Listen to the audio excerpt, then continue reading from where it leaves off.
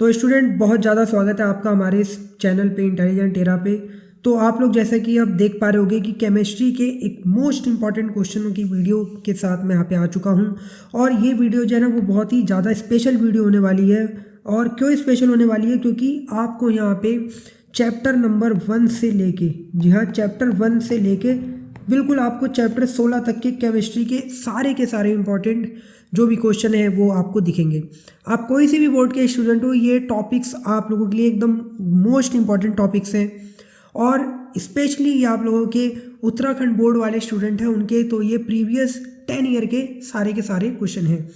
ठीक है, आपको PYQs करने की कोई ज़रूरत नहीं है, आप बस ये क्वेश्चन पढ़ के ले जाओ, बस ये क्वेश्चन आपका सारे काम करवा देंगे। मतलब बिल्कुल कैसे बोर्ड में आए हुए हैं क्वेश्चन सब है।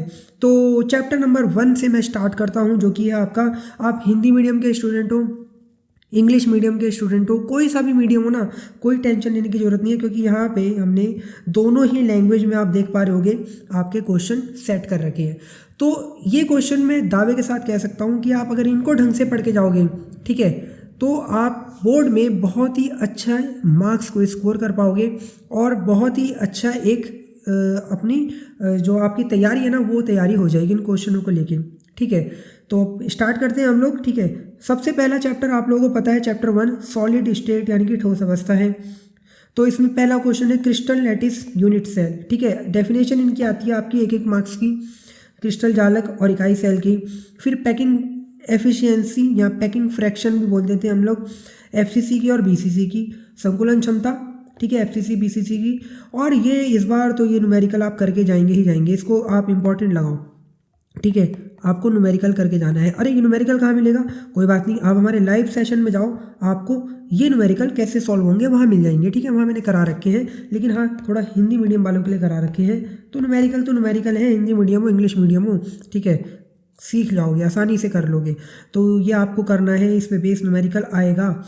डिफरेंस बिटवीन शॉर्ट के एंड फ्रैंकल डिफेक्ट्स, शॉर्ट के और फ्रैंकल दोष में अंतर, ये भी इंपॉर्टेंट क्वेश्चन है भाई इस साल के लिए।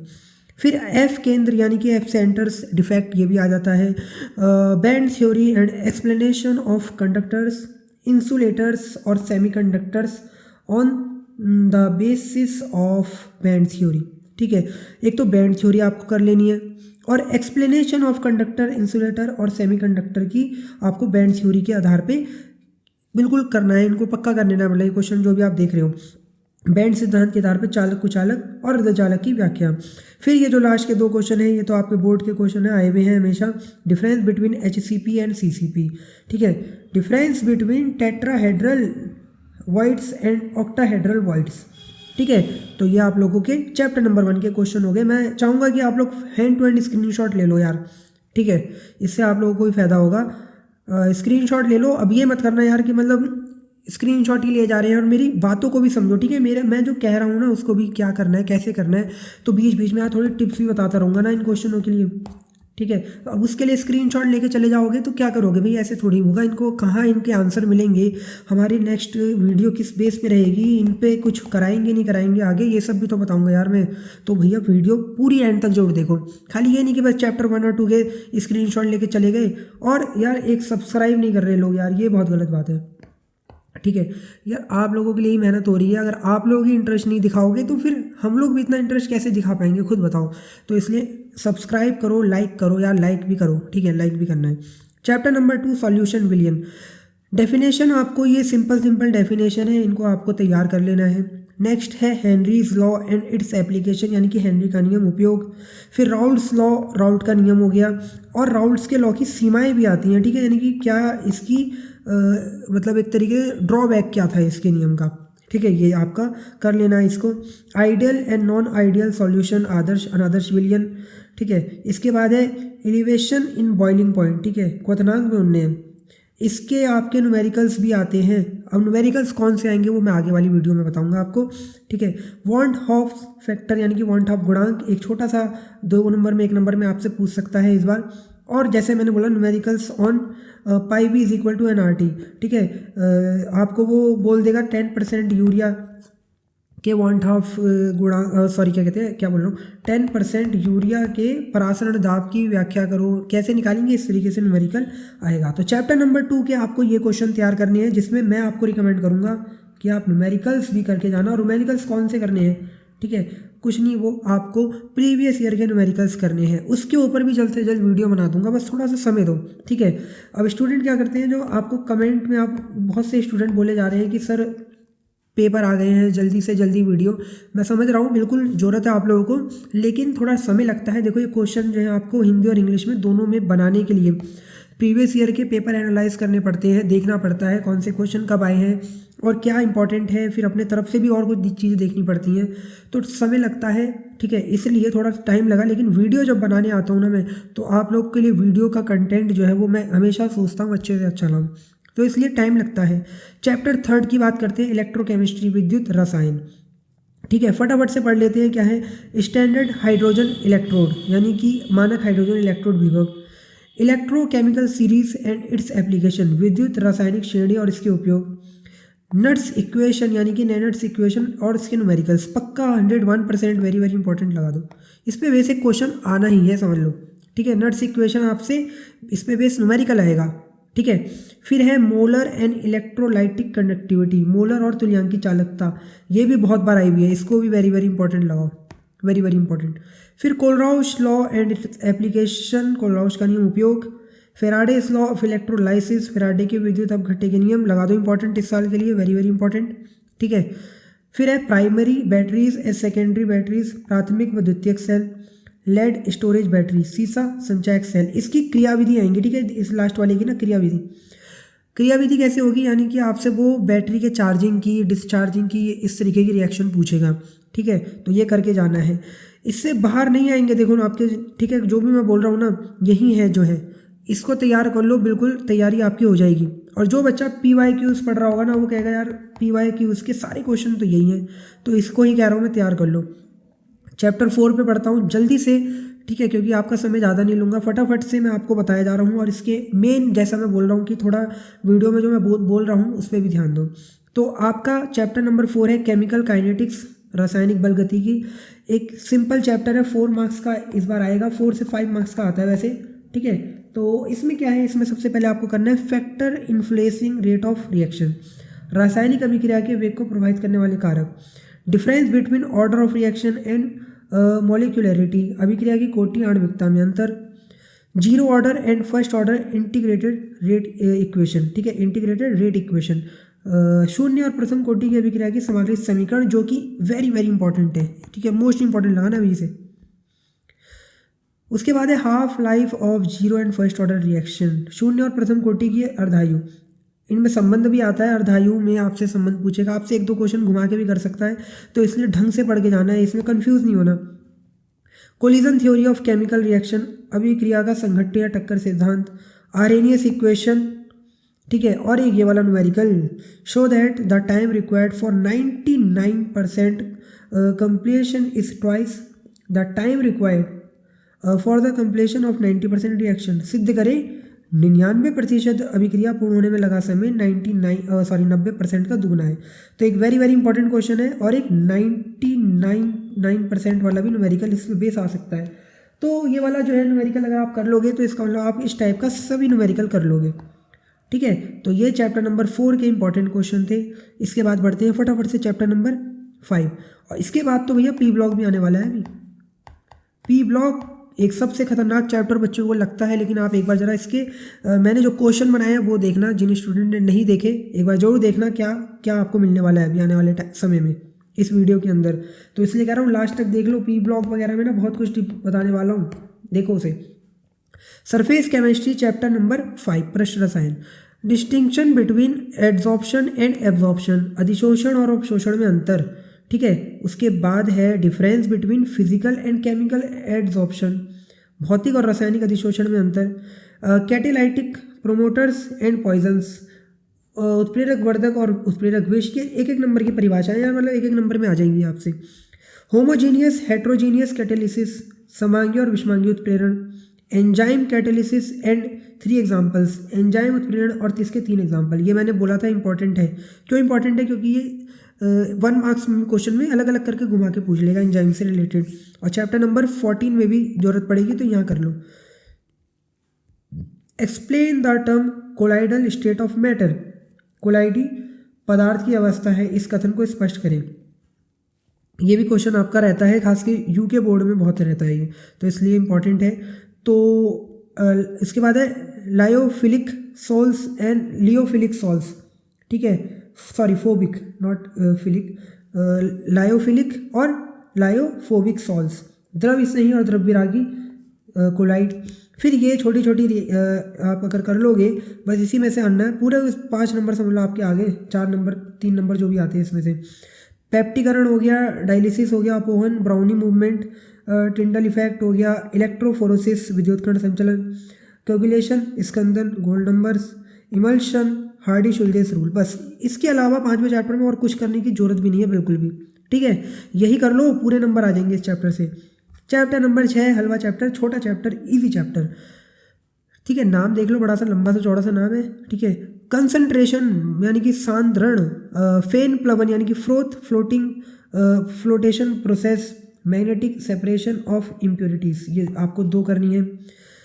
कैल्सिनेशन एंड रोस्टिंग, निस्तापन भर्जन, extraction of iron blast furnace, बात या भट्टी, वेरी वेरी इंपॉर्टेंट, ठीक है। 3 मार्क्स का आता है चैप्टर।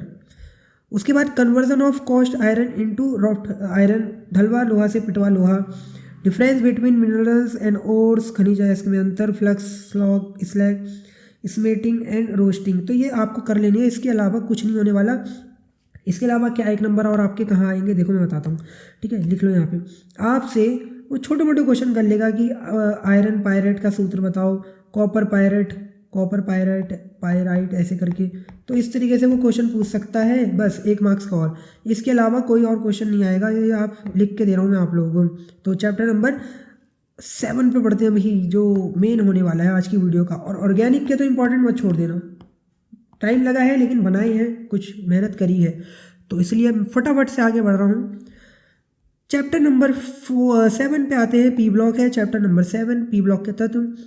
सबसे पहले आपको करना है explain the trends in the properties in group 15, 16 and 17, ionisation, enthalpy, oxidation state, electronegativity, यानी कि समूह 15, 16, 17 में, ठीक है, निम्न गुणों के संबंध में क्रमिक परिवर्तन समझाना है आपको। आयनन एंथैल्पी हो गई, ऑक्सीकरण अवस्था, इलेक्ट्रॉन ऋणीयता या वरीयता भी ऋणीयता ही होती है, सॉरी। तो ये आपको करना है 15, 16, 17 ग्रुप के लिए।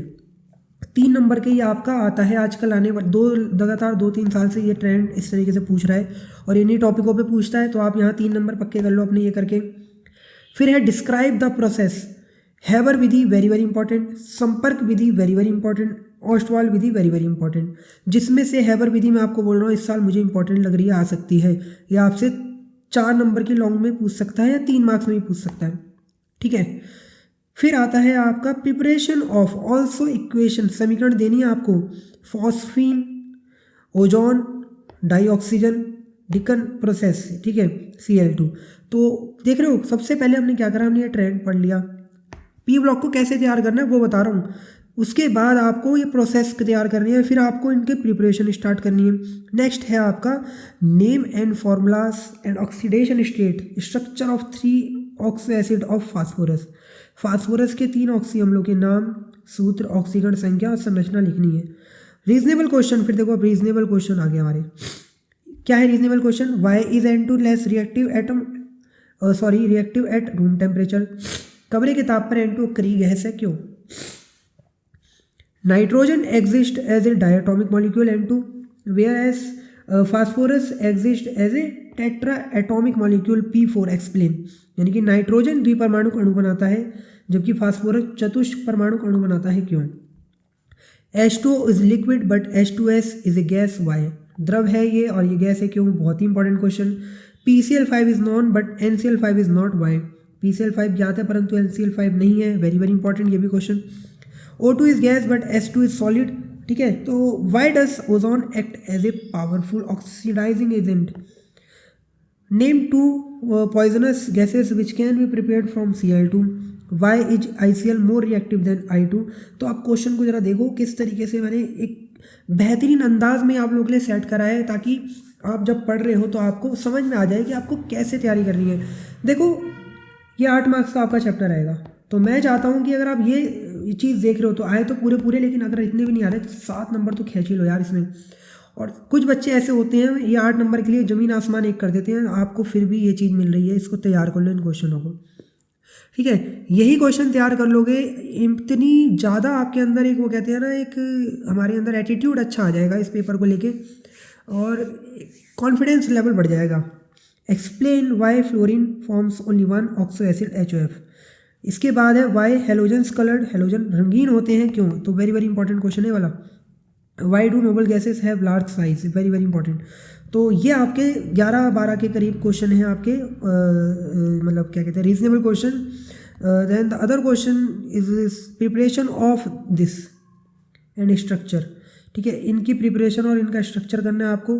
उसके बाद है arrange the following in order, या आपको इंक्रीजिंग बॉन्ड एनर्जी में बंधन ऊर्जा का बढ़ता क्रम लिखना है इनका। इंक्रीजिंग एसिड स्ट्रेंथ अम्लता का बढ़ता क्रम, ठीक है। इंक्रीजिंग बेस स्ट्रेंथ क्षारकता का बढ़ता क्रम, और आपको इंक्रीजिंग एसिड स्ट्रेंथ अम्लता का इनका बढ़ता क्रम, ये करना है, ठीक है। हर तरीके से देखो यार डिज़ाइन करा हो गया है कि ऐसे ऐसे ट्रेंड के क्वेश्चन आए हुए हैं।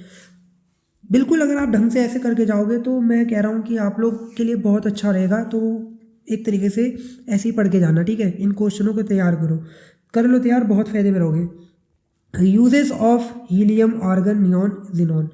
Extra ordinary behaviour of nitrogen, 8वां जो क्वेश्चन है, वेरी वेरी इंपॉर्टेंट। तो ये कर लो बस, पी ब्लॉक हो गया। इसके लिए पी ब्लॉक के लिए बस आपको क्या करना है, कुछ नहीं करना भाई। पी ब्लॉक के लिए 2-4 रिएक्शन बची हैं, रिएक्शन के लिए कह रहा हूँ अगली वीडियो लेके आऊँगा। उस वीडियो में सारी की सारी रिएक्शनें होंगी, ऑर्गेनिक हो गई आपकी, पी ब्लॉक की हो गई।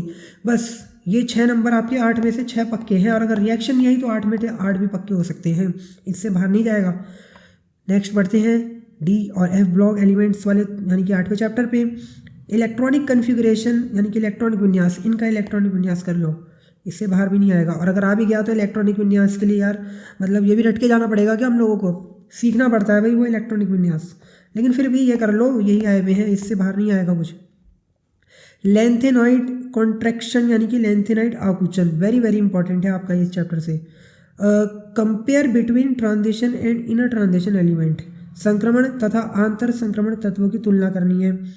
Explain for D block, metallic character धात्विक गुण, melting and boiling point, complex formation संकुल यौगिक का बनना, कलर्ड कॉम्प्लेक्स रंगीन यौगिकों का बनना, मैग्नेटिक प्रॉपर्टीज चुंबकीय गुण, कैटालिटिक प्रॉपर्टी उत्प्रेरक गुण, ठीक है। ये आपसे क्वेश्चन के रूप में पूछ सकता है कि भैया इसके गलनांक क्वथनांक अधिक होते हैं, संकुल यौगिक बनाता है क्यों, डी ब्लॉक के तत्व रंगीन यौगिक होते हैं क्यों, चुंबकीय गुण प्रकट करते हैं उसमें भी अनुचुंबकीय होते हैं क्यों, ऐसे करके पूछता है क्वेश्चन। तो ढंग से पढ़ के जानी है इन्हें, ठीक है, बहुत ईजी तरीके से लिख दोगे। व्हाट ट्रांजिशन एलिमेंट, संक्रमण तत्व क्या है। Name the element of D block which are not transition element, why, ठीक है, बहुत अच्छा क्वेश्चन है। डी ब्लॉक के वह तत्व बताओ जो संक्रमण तत्व नहीं है, क्यों। तो ये इस टाइप के आपके 8वें चैप्टर के क्वेश्चन हो गए, इसको आप तैयार कर लो। फिर मैं पढ़ता हूँ 9वें चैप्टर की ओर। कोऑर्डिनेशन कंपाउंड उपसहसंयोजी यौगिक, मात्र 3 नंबर का चैप्टर है, लेकिन चैप्टर अच्छा है, थोड़ा पक्के नंबर दिलवा देगा 3 number. Difference between double salt and coordination compound, द्विक्लवण उपसहसंयोजी यौगिक में अंतर। व्हाट इज लिगेंड्स, एग्जाम्पल हो गया आपके उदासीन लिगेंड के एग्जाम्पल, ठीक है, नोट करो इसको जो मैं बोल रहा हूँ। उदासीन लिगेंड के एग्जाम्पल हो गए, धनात्मक लिगेंड के एग्जाम्पल हो गए। 2 पढ़ के चले जाना, वैसे तो सभी पढ़ के जाने चाहिए, क्योंकि अगर नाम ही नहीं आएंगे लिगेंड्स के तो लिखोगे क्या। उसके बाद है किलेटीकरण, ये हो गया आपका। वैलेंस बॉन्ड थ्योरी कभी कभी आ जाती है, ठीक है, वैलेंस बॉन्ड थ्योरी 11th वाली नहीं है, ये कोऑर्डिनेशन कंपाउंड की है। CFT क्रिस्टल फील्ड थ्योरी, ये भी इंपॉर्टेंट है।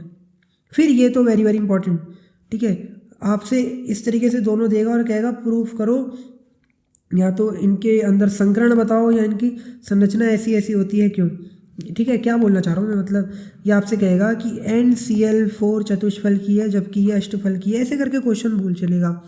या ये वर्ग समतली है और ये चतुष्फल की है क्यों, इसमें sp3 संकरण है, इसमें DsP2 संकरण है क्यों, ऐसे करके क्वेश्चन, ठीक है। संक्रमण नहीं, संकरण होता है।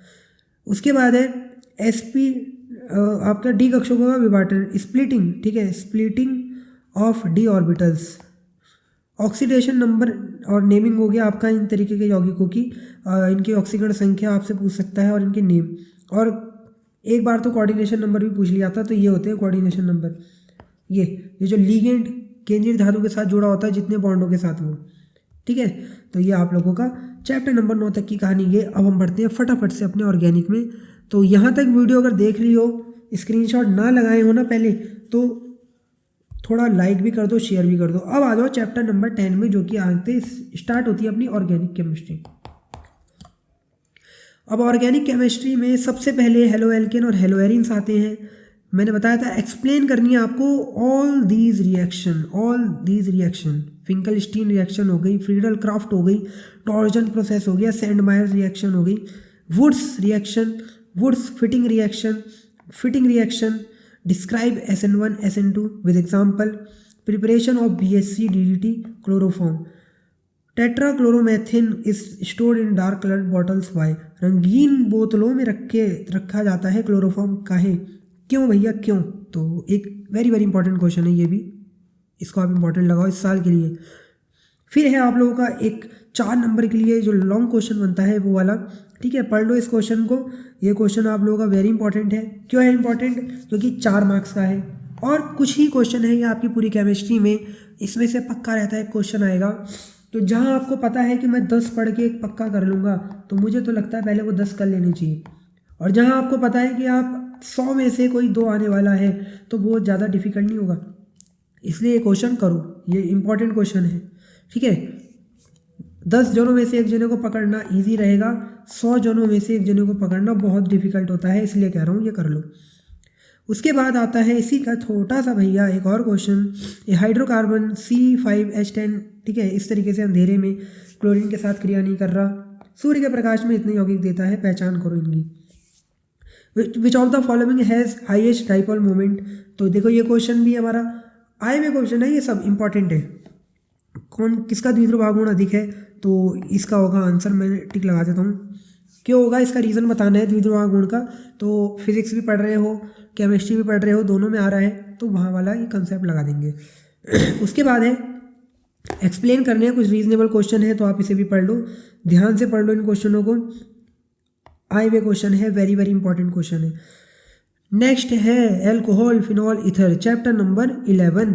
तो यहाँ से हम स्टार्ट करते हैं हम अपना मेन ऑर्गेनिक केमिस्ट्री की जो बात होने वाली है। फिर से पहले इसके अंदर नेमिंग रिएक्शन कौन कौन सी है वो देख लेते हैं। रिएक्शन नंबर फर्स्ट है हाइड्रोबोरेशन ऑक्सीडेशन रिएक्शन, हाइड्रोबोरोनॉन ऑक्सीकरण अभिक्रिया। रीमन टीमन रिएक्शन, रीमन टीमन अभिक्रिया हो गई। कोल्बे अभिक्रिया, ठीक है। कोल्बे श्मिट अलग है, कोल्बे अलग रिएक्शन है, ध्यान रखना। विलियमसन सिंथेसिस यानी कि विलियमसन संश्लेषण अभिक्रिया। तो ये हमारी सब नेमिंग रिएक्शन थी चैप्टर नंबर 11 की। फिर हम बढ़ते हैं distinction between 1, 2, 3 degree alcohol, 1, 2, 3 degree alcohol में अंतर। अब एल्कोहल में अंतर करने की 3 विधियां हैं। विक्टर मेयर जो कि नाम से आएगी, वेरी वेरी इंपॉर्टेंट है। उसके बाद ऑक्सीडेशन मेथड, बहुत ही मतलब इंपॉर्टेंट है ये, शुरू की तीनों। डिहाइड्रोजनेशन मेथड, डिहाइड्रो हैलोजनीकरण जो विधि है, ये विधि आपसे थोड़ा घुमा के पूछ लेगा। घुमा के क्या पूछ लेगा, अभी आप देख रहे थे प्री अब सैम्पल पेपर में क्वेश्चन आया हुआ था, क्या होगा जब 1, 2, 3 डिग्री एल्कोहल को कॉपर में 300 डिग्री सेल्सियस या फिर 573 केल्विन ताप पर गर्म किया जाएगा। तो ये वो विधि है, ठीक है, वो वाली विधि है ये, तो ये आपको करनी है, इंपॉर्टेंट है। विक्टर मेयर तो नाम से ही आ जाती है, बाकी ये भी कर लेना, 3 नंबर की आएगी, इसलिए 3 नंबर नहीं जाने देने हमें। देखो ये इतने बड़े चैप्टर है ना, मैं इसमें क्या पढ़ना है आपको वो बता रहा हूँ, आप ये कर लो, आपकी ऑर्गेनिक केमिस्ट्री तैयार हो जाएगी। नेक्स्ट है आपका what is fermentation, how is ethyl alcohol obtain from molasses. किण्वन क्या है, शीरे से एथेनॉल किस प्रकार प्राप्त करेंगे। Very very very very important question इस साल के लिए, 3 मार्क्स के लिए। फिर उसके बाद 2-2 मिनट की परिभाषा, पावर प्योर एल्कोहल, शक्ति परम एल्कोहल, हाउ टू प्रिपेयर, कैसे प्राप्त करेंगे। फिनॉल फ्रॉम क्लोरोबेंजीन, ठीक है। Phenol from salicylic acid, salicylic अम्ल से phenol. Aspirin from phenol, phenol से aspirin. Picric acid from phenol, very very very very very important ये वाली तो, ठीक है, पहली भी इंपॉर्टेंट है भाई। फिनॉल क्लोरोबेंजीन से फिनॉल वेरी इंपॉर्टेंट डॉप प्रक्रम है। फिर ये हो गया। फिर एथीन फ्रॉम डाईएथिल ईथर से। उसके बाद है explain acidic nature of phenol, और इसकी कोई दो अभिक्रिया लिखो, यानी कि फिनॉल के अम्लीय गुण की व्याख्या करनी है और इसकी दो समीकरण लिखनी है जो मैं बताती हूँ कि अम्लीय है phenol. Boiling point of alcohols are higher than the ethers why, alcohol का क्वथनांक ईथर से अधिक होता है क्यों, इस तरीके का क्वेश्चन आपका। Draw the structure of all isomers of this, इसके सभी समावयवियों के संरचना सूत्र और नाम लिखो। सभी की जगह कभी कभी वो आपसे कोई 4-3 भी पूछ सकता है, तो ये आपकी एडवांटेज होगी, ठीक है। Write the mechanism of acid dehydration of ethanol to yield ethene, ethanol का अम्ल उत्प्रेरित निर्जलीकरण द्वारा एथीन बनाने की विधि लिखो, वो भी क्रिया विधि। तो ये आपका 9 क्वेश्चन थे इसके, किसके भैया, एल्कोहल और ईथर के। कुछ रिएक्शन है देख लो एक बार फिर से, स्क्रीनशॉट लो। फिर ये क्वेश्चन, फिर कुछ कन्वर्जन, एंड उसके बाद ये आए हुए कुछ क्वेश्चन थे तो मैंने आपको बताए। चैप्टर नंबर 12 पे बढ़ते हैं, एल्डिहाइड कीटोन्स एंड कार्बोक्सिलिक अम्ल पे, जो कि वेरी इंपॉर्टेंट है। इसमें भी इसकी तो सारी नेमिंग रिएक्शन इंपॉर्टेंट है क्योंकि यही ज़्यादातर आपको दिखेंगी। उस explanation, explain the reaction with example, Rosenmund अभिक्रिया, स्टीफन अभिक्रिया, वोल्फ किश्नर, एल्डोल अभिक्रिया, Cannizzaro cross Cannizzaro, Etard Claisen संगमन, परकीन, परकीन रह गई भी, ये हिंदी में लिखनी परकीन रह गई, इसे लिख देते हैं फटाफट, परकीन अभिक्रिया।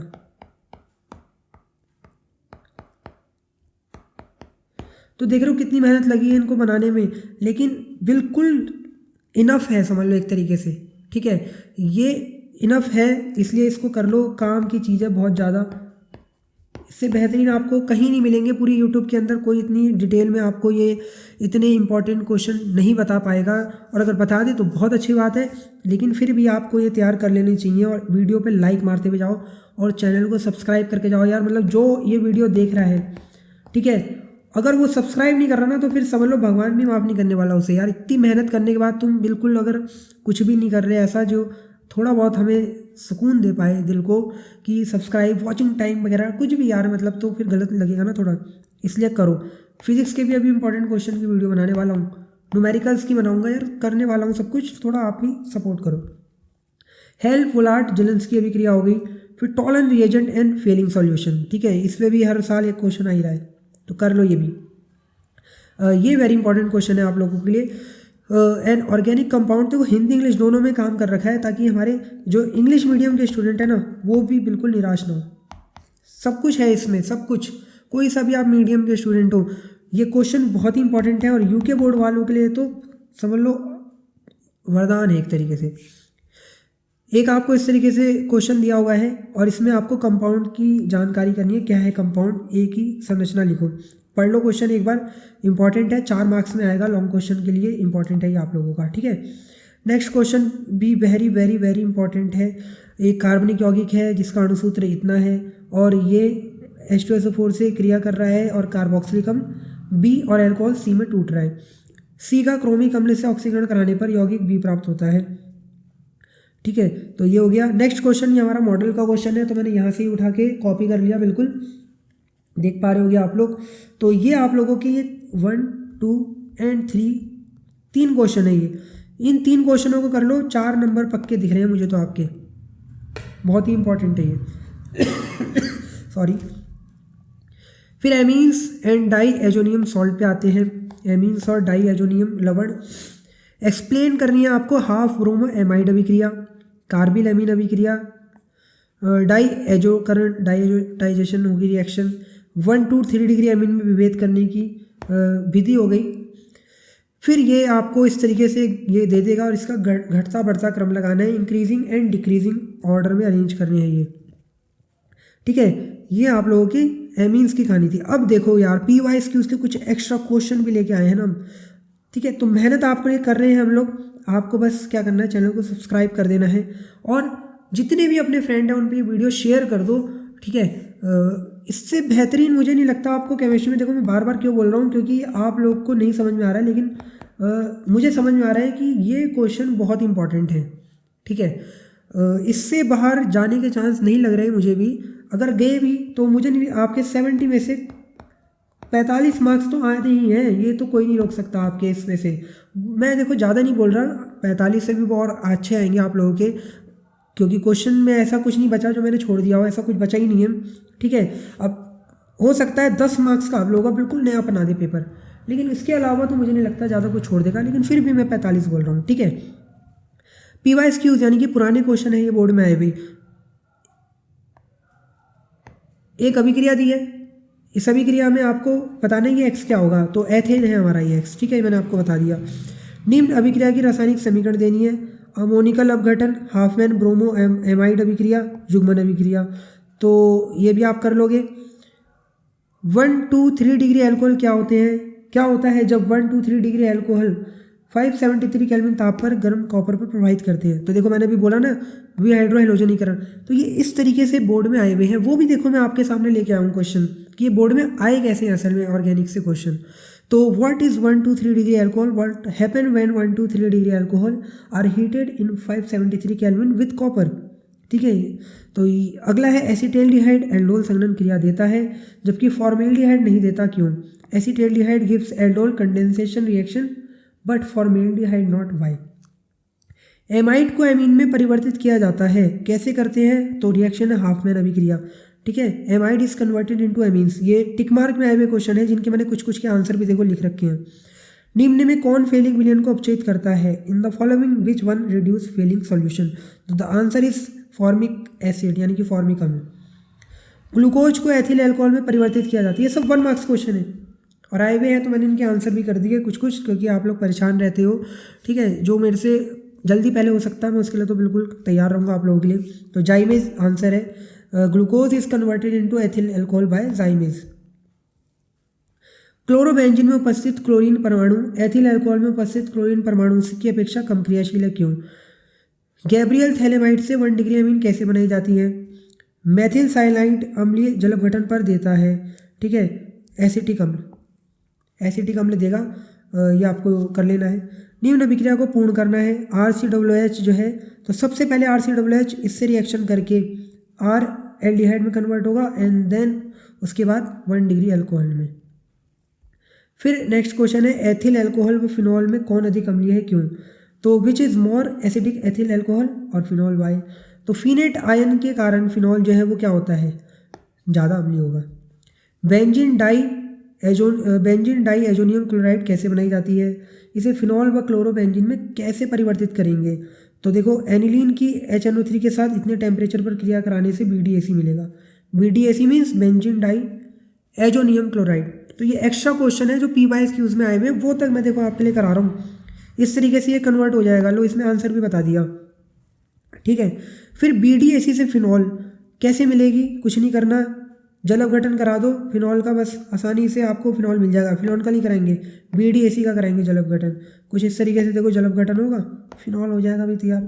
BDAC से क्लोरोबेंजीन किसी भी तरीके से बनाए हो, सैंडमायर अभिक्रिया से बना लो, गॉटरमैन से बना लो, तो यहाँ सैंडमायर अभिक्रिया का उपयोग करके ये हमने BDAC से क्लोरोबेंजीन बना दी। 3 नंबर में हुआ था ये क्वेश्चन, पूरे करवा दिया आपके 3 नंबर।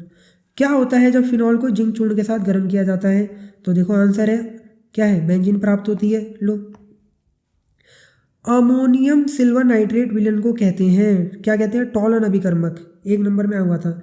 ईथर जल में अभिलय होते हैं, क्यों? क्योंकि ईथर जल के अणु के साथ अंतराणुक हाइड्रोजन बॉन्ड नहीं बनाता, इसलिए ईथर जल में अभिलय है। तो देख रहे होंगे आप लोग कि ether are fail to form intermolecular hydrogen bonds with water, so they are insoluble in water.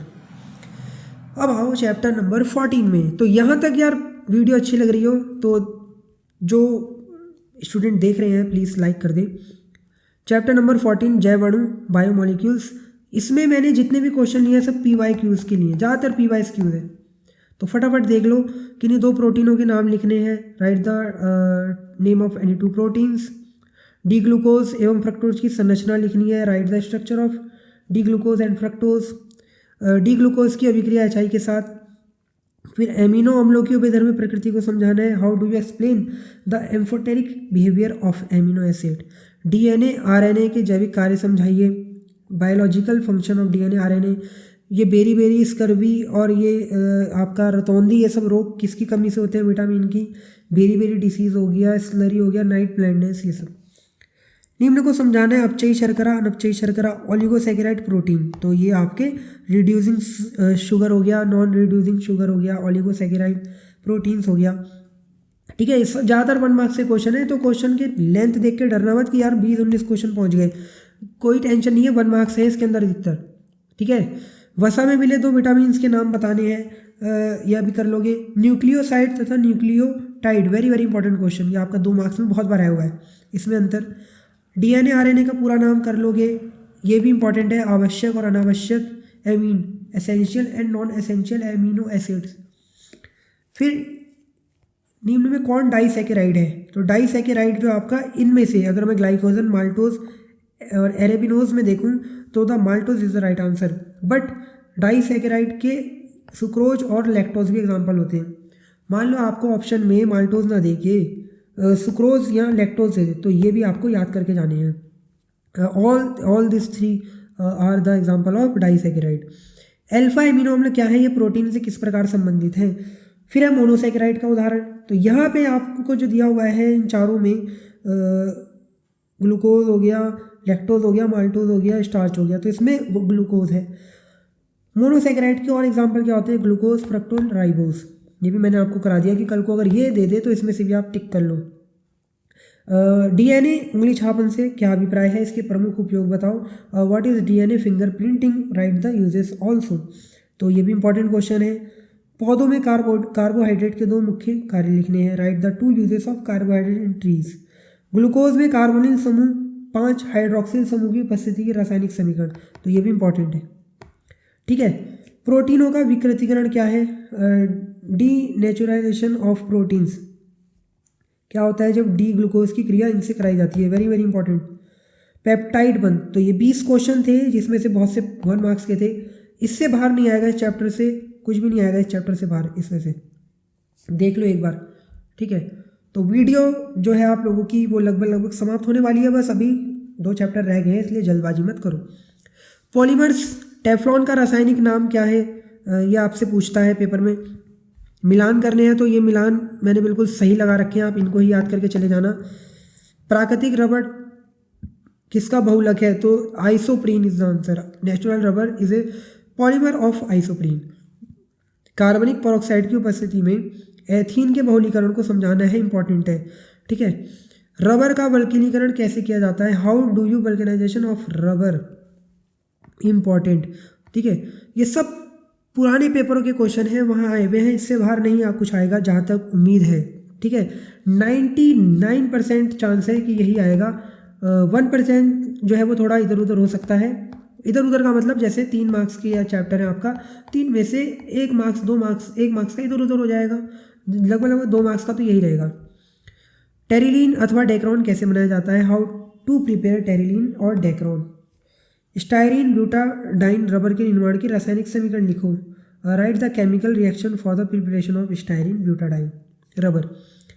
ठीक है, उसके बाद एथीन से पॉलीथीन कैसे बनाई जाती है, समीकरण दें। ताप सुघट्य ताप दृढ़ बहुलक को परिभाषित करना है। प्राकृतिक बहुलक के 2 उदाहरण, तो प्रोटीन, न्यूक्लिक अम्ल हो गया। 2 एग्जाम्पल ऑफ नेचुरल पॉलीमर्स। निम्न के एकलक लिखने हैं, तो देखो इन सब के एकलक ग्लिप्टल हो गया, इसके लिख दिया मैंने, एथिलीन ग्लाइकोल और थैलिक एसिड। बेकेलाइट का होगा आपका फॉर्मेल्डिहाइड फिनॉल। टेफ्लॉन के होगा टेट्राफ्लोरोएथिलीन, इसका फॉर्मूला भी लिख दिया। पॉलीवाइनिल क्लोराइड का होगा vinyl chloride, this is the formula.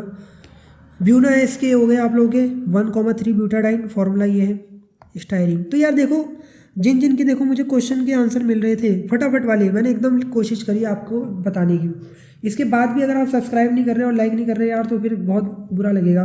ठीक है, मेहनत लगी है वीडियो को बनाने में, तो प्लीज़ आप लोग लाइक शेयर और कमेंट तो करते हुए जाना, एक अच्छा कमेंट करते हुए जाना।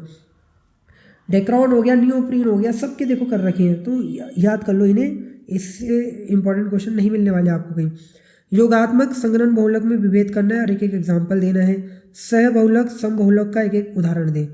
ठीक है, चैप्टर नंबर 16 जो कि आपका लास्ट चैप्टर होने वाला है केमिस्ट्री का। निम्न को परिभाषित करना है। प्रतिजैविक पीड़ाहारी, एस्प्रिन पीड़ाहारी। ठीक है, 1 मार्क्स में आ जाता है, तो एस्प्रिन होगा। ज़्यादातर क्वेश्चन आया हुआ था उसमें पीड़ाहारी पूछ रहा था, तो एस्प्रिन आंसर है। स्वापक, खाद्य परिरक्षक, प्रतिरोधी, रोगाणुनाशी, प्रतिअम्ल। ठीक है, यह आपका प्रतिअम्ल और एक प्रतिहेस्टिन करके भी था, तो ये भी आप कर लो।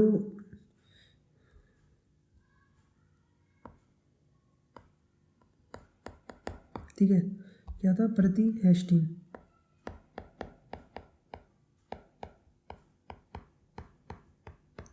प्रतिहेस्टिन। ठीक है, ये भी आप लोगों का इंपॉर्टेंट है, तो ये भी कर लो। ठीक है, अभी मेरे को इसका इंग्लिश का नाम नहीं पता, तो इसलिए मैं अभी हिंदी में लिख रहा हूँ। संश्लेषित अपमार्जक क्या है? संश्लेषित अपमार्जक का साबुन की अपेक्षा क्या लाभ है? What is synthetic detergent? What is the advantage of synthetic detergent over soap? Right the chemical formulas and uses. साबुन, सैकरीन। आयोडीन टिंचर क्या है? उपयोग बताना है। सल्फा ड्रग्स के 2 उदाहरण। जैव निम्नीकृत होने वाले व जैव निम्नीकृत न होने वाले अपमार्जक। पेनिसिलिन है एक प्रतिजैविक। ठीक है, तो ये हो गया आप लोगों का। और एक लास्ट में क्वेश्चन आप कर लेना, साबुन की सफाई प्रक्रिया। साबुन पे क्वेश्चन आ जाएगा, साबुन की सफाई प्रक्रिया।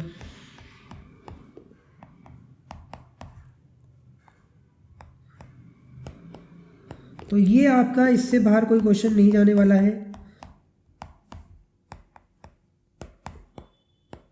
इससे बाहर आपके कोई क्वेश्चन नहीं जाने वाले हैं। तो ये आपकी पूरी केमिस्ट्री के इंपॉर्टेंट क्वेश्चन थे। इसमें कन्वर्जन जो है, कुछ कन्वर्जन मैंने छोड़े हैं अभी। ठीक है, कुछ कन्वर्जन छोड़े हैं जिसपे मैं अलग से कन्वर्जन पे वीडियो लेके आऊँगा जल्द से जल्द। फिलहाल के लिए यही वो क्वेश्चन है जो आपको करने हैं तैयार, और आपके बहुत ही बेहतरीन मार्क्स ये लेके जाएंगे। इसके बाद मैं फिजिक्स के इंपॉर्टेंट क्वेश्चन 1 वीडियो के अंदर सारे इंपॉर्टेंट डेरिवेशन वगैरह बताऊंगा आपको, 1 से लेके लास्ट चैप्टर तक के। तो अगर हमारी ये वीडियो अच्छी लगे तो प्लीज़ लाइक करें, शेयर करें। चैनल पे पिछले साल के जो भी फिजिक्स केमिस्ट्री के सॉल्यूशन हैं पढ़े हुए हैं पेपर के, जल्द से जल्द वीडियो बनाने के बाद मैं कोशिश करूंगा आपको फिजिक्स के जो है प्रीवियस ईयर के क्वेश्चन मैं सॉल्व कराऊं। तो अभी के लिए इतना ही। अगर वीडियो अच्छी लगे तो प्लीज़ लाइक करना, चैनल को सब्सक्राइब करना। Thank you for watching this. Thank you.